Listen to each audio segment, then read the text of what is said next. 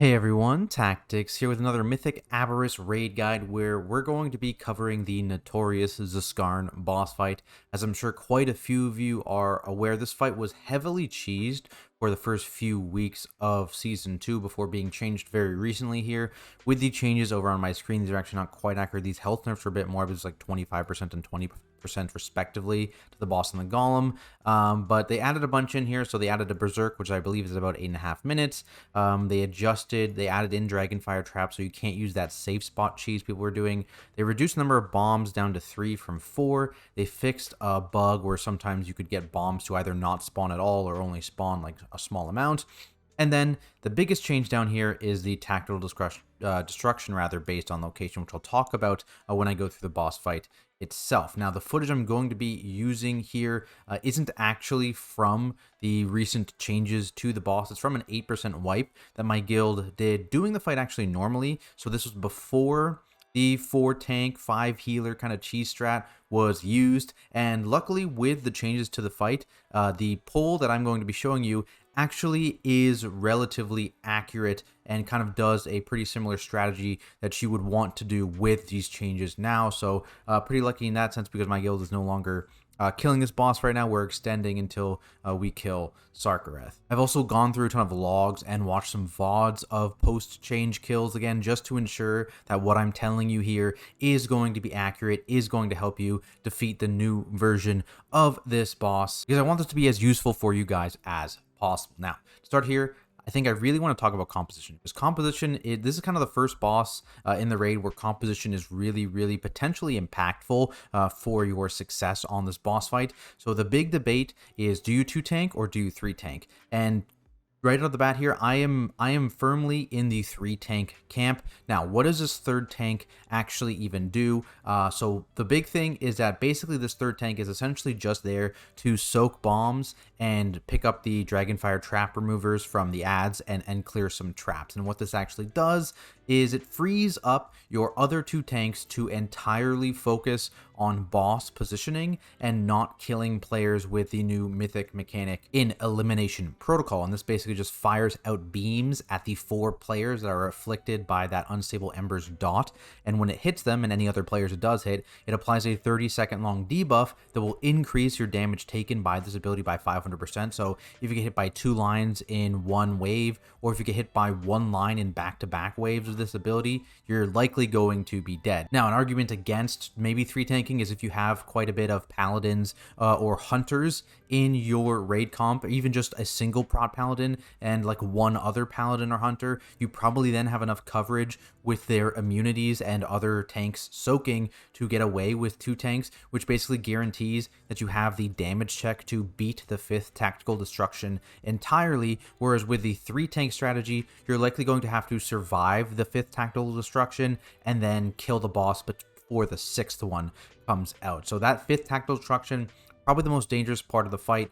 So dropping that 3rd tank lets you actually potentially skip it, but keeping the 3rd tank potentially gives you more consistency in actually getting there. And even if you lose like half your raid to the 5th tactical destruction, there's still a good chance you get the boss low enough that you're able to kind of squeeze out a kill, which is why I am going to be recommending 3 tanks, 4 healers, and 13 DPS. And you aim to kill the boss again around that 5th tactical destruction. Probably you're going to kill it just after with 3 tanks. That's about 5 minutes, 30 seconds into the boss fight. The other major consideration here is Death Knights. Now, grips are going to be quite valuable on this fight to help instantly group up those animated golem ads so that you can cleave them down ASAP, because they do become CC immune at 50% on Mythic difficulty, so grouping them up quickly is important before they actually go below that health threshold. This can be done by a single blood DK, though it is not quite as efficient, and I think ideally you have 2 DKs of any kind in your group, and you can actually alternate A-bombs limbs on these ad sets because they are about a minute apart. So 2 DKs has A-bomb limb for every single ad set, and the way this actually works for timing it is that your first DK would be holding on pull and sending it on the first ad set, which is shortly into the fight, and then your second DK would actually need to pop theirs at like the 8 to 10 second mark of the pull timer, because the second ad set actually comes out at about, I think it's like a minute 50. So you need to use your A-bomb limb just after a minute 50 into the fight. So they can't use it on pull, otherwise it won't be up. So they need to actually pre-pop their A-bomb limb a little bit. Now, that's the comp stuff. So let's talk about the fight itself here. And we're going to be focusing more on boss and raid positioning. So this is POV of me. I'm the bomb tank here. And I'm going to be running around the room, so you get a bit of a view of that. Notably, this weak aura here will yell at the person who you want to soak each set of bombs. That's a liquid weak aura. It's in the liquid weak aura pack. I will link that down below if you guys want that. That's pretty useful, especially if you have a bunch of different bomb soakers. Basically, right off the bat here, you want to pull to the edge of the room, and that's kind of like the cardinal rule of this boss fight. Get traps on the edge of the room. Now, about 30 seconds of the fight, what you don't see here are the brand new traps. So there's brand new traps basically right here on all these sections like this. So right here, there would be a new trap. Right here, there would be a new trap. So these would light up at about 30 seconds into the fight. So just be aware of that. And that's like one of the major changes in terms of trap positioning on this boss fight that has been adjusted since then. And basically here, again, edge of the room, edge of the room. And then we're going to get a dragon head after this second set of traps here. This first dragon head, it's likely going to be the exact same. The first two are likely going to be the exact same just because your raid positioning is kind of forced. But like I mentioned earlier, the dragon heads are now baited by player positioning, the average position of your raid, instead of boss positioning. So here, because everyone is clustered in this area, we're going to get the bait on this dragon head anyways. So you want to just make sure that this dragon head is the one you bait because you want to walk directly away from it afterwards. And that's going to come into play later, and I'll cover it then. We have the first ad set coming up, so it's going to be our first DK, which has, there's the A-bomb, or that's not, that's a Demon Hunter. Here's the A-bomb limb rolling now. Insta-grip up these first two golems and start focusing down immediately because the dragon head is immediately coming out. So we want to kill these two golems, and then we want to book it over to run with them as they start dying. And then we're going to run towards the other two golem spawns on the opposite side of the room and then grip them onto the boss as well. Now what I'm doing is, you see here, here's the liquid weak aura, so I'm going to be soaking these bombs here. I'm a paladin, so I don't mind doing it in this fire. If you don't have like a big immunity that would stop you from getting hit by these dragon heads as well, then you would probably want to maybe soak one or two on your way out and then just come back and soak the last one or two when this destruction is done. But I have bubble, so I'm just going to eat these bombs and book it out of here. Yeah, there is actually, here's a perfect example. There was one way out in the fire. My bubble probably would have expired, so you're just going to see me walk out and get it afterwards. And this is kind of where you get into the actual, like, I'm going to be picking up traps. That's kind of my job. And this is where you actually probably wouldn't do this. So for us, again, we are going to end game do the cheese strat on this fight at like 4 tactical destructions. So this is kind of where we're using for the safe spot. What I do recommend is you kind of want a lane open for when you are running away from the tactical destruction, because there is going to be a knockback usually. This first one is very forgiving. You saw that knockback just happen shortly after it. I went to run out and then there's a knockback. See, I get knocked like here. Boom. This overlap gets worse and worse as the fight goes on. And so you really want to be able to run to a spot and be knocked not into any of these traps to reduce that raid damage potentially. And so ideally you want a lane clear. What I would say is that early on in the fight, I wouldn't prioritize getting like clearing this like I'm about to do, because you have some clear areas all over here basically where you can get knocked to and not be knocked in the trap still. And so what I would hold for is like traps that are more centered in the middle. Like we're about to get a new set of traps here, right? And anything that spawns like towards the middle of the room is definitely going to be a priority. Anything that prevents our tanks from being near a dragon head that we want to bait on when that comes out, for example. So like this wouldn't be a bad clear, I don't think, because the dragon heads, there's still going to be a couple more spawns of traps before the actual dragon head comes out. And then what you want to do with the new dragon head functionality is you want to make sure that you can tank the boss relatively close to the dragon head you're trying to bait. And then you have your melee obviously right there, and your range maybe fanned out evenly a little bit just to ensure that you are baiting that dragon head, right? Like, for example here, if we had tanked the boss, like over here, I can fast forward actually to where this dragon head comes out, just to kind of show you guys. So here's the dragon head basically, right? If you're trying to bait, where is it? This dragon head, right? If you're trying to bait this dragon head like we did, we tanked it in a good spot. So this spot would have been equally, you would have gotten this dragon head regardless of old or new boss fight.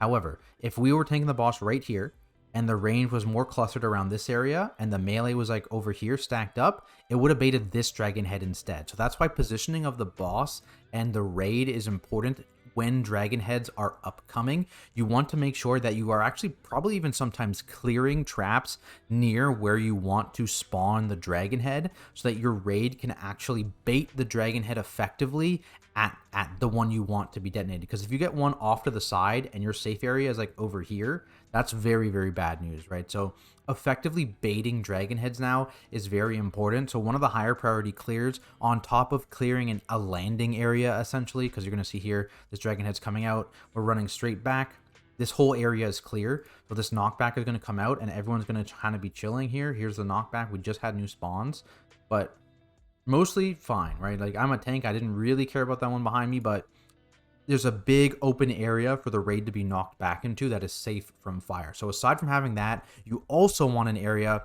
to actually force the boss to pick a certain dragon head, because your entire raid needs to be close enough to that dragon head to effectively bait it now because of that last change. Now, in terms of ad time, let's go back a little bit to the second ad set here, because you're actually going to notice they do spawn a little bit earlier than you would want to grip them. So what we actually do for this first ad set is we don't want to actually touch these first two golems that spawn close to us. See these ones here? We notice no one is actually hard swapping to them. They're not actually losing too much health. This guy's actually running right by us because we actually want them to come with us for this tactical destruction. And what you're going to see here is, remember I said about a little over a minute 50 is when you want to A-bomb slam.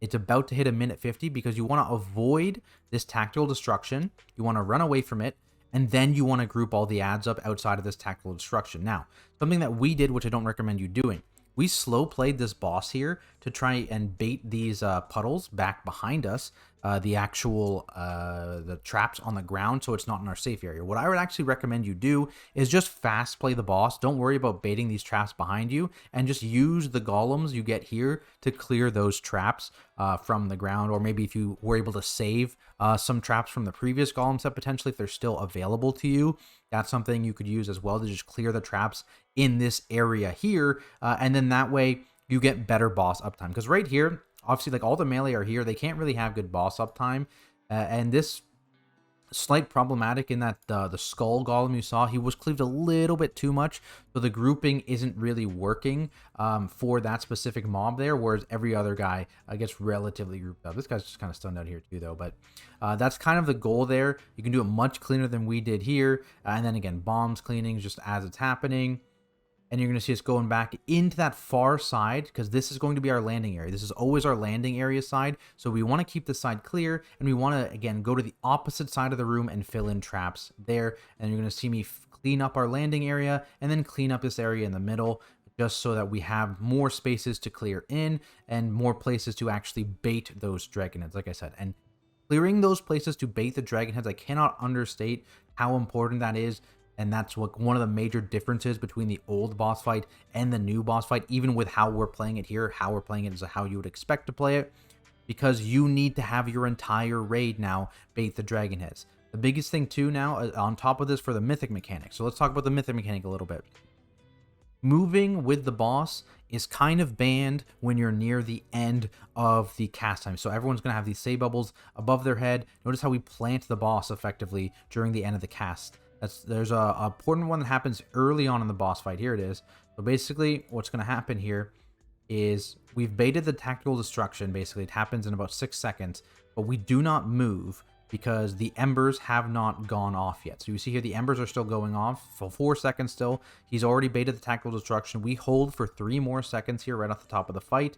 We let those detonate, then we run away. Because if you move, those arrows are going to adjust. And of course, the people who are targeted by the actual tactical destruction probably won't cleave because they can just stand still.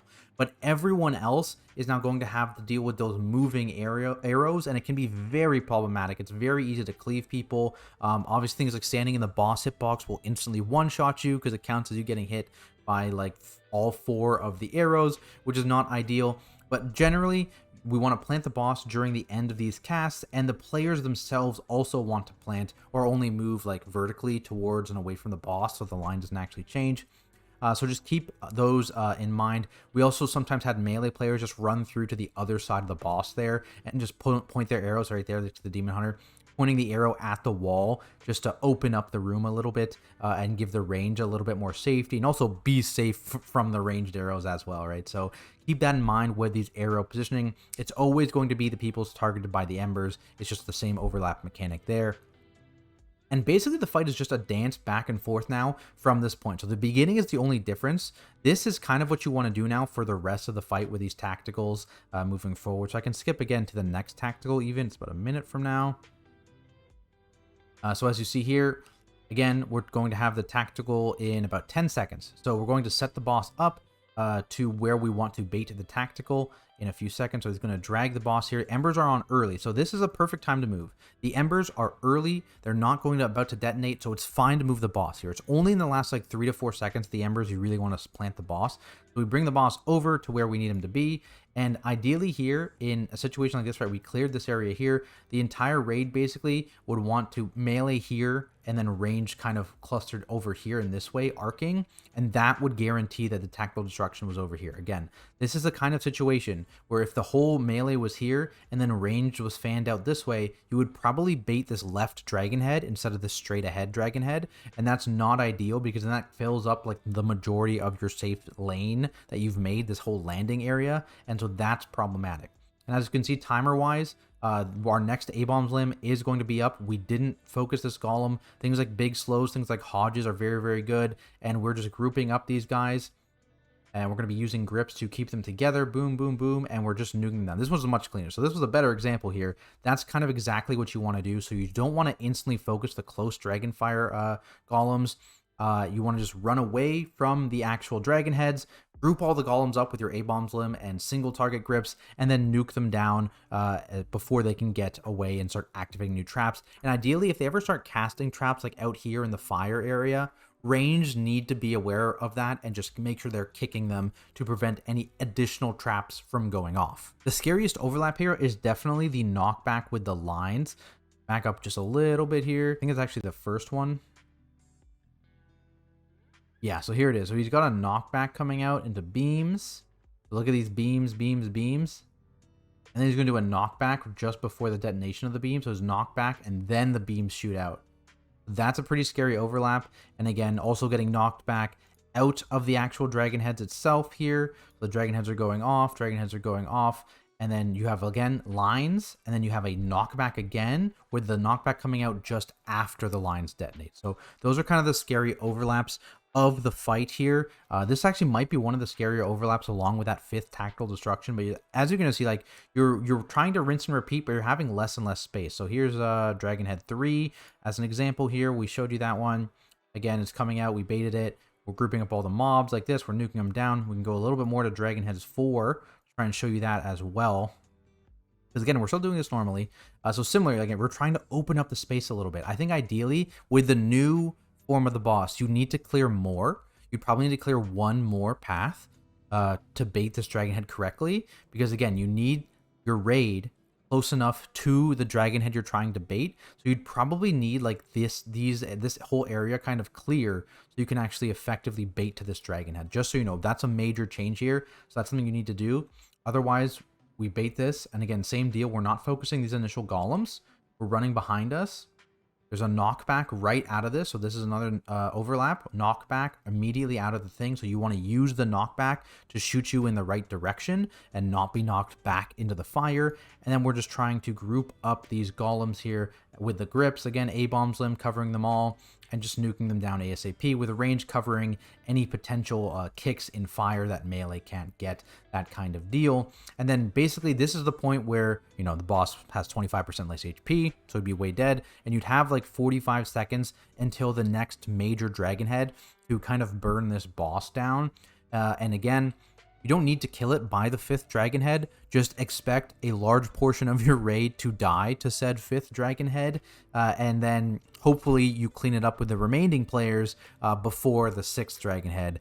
Because you're likely going to be running out of space. Like you can see here, the safety lanes are pretty small, right? We don't have a massive safety lane, and it's likely you're not going to have a massive safety lane, but you want to have a couple clean spaces away from that dragon head, and always pick the same spot. Like I do recommend bouncing between the kind of two similar spots the entire fight just for consistency. Again, fill up these spots to the side here, but then reposition towards the dragon head that is directly across from the area you're keeping relatively safe. And I think that's the best way to handle this boss fight. But that wraps up this guide. Hopefully it helps you guys get ZSKARN down, and if it does, be sure to leave a like and subscribe to the channel for more content like it. If you have any questions at all about this boss, please drop those down in the comments below, or you can come stop by my Twitch channel and ask me there over at Tactics, where I stream all of my Mythic progression as well as high Mythic plus keys from a tank's perspective. I've got to give a quick thank you to all of my supporters over on Patreon. It really does mean a lot that you guys choose to support the channel.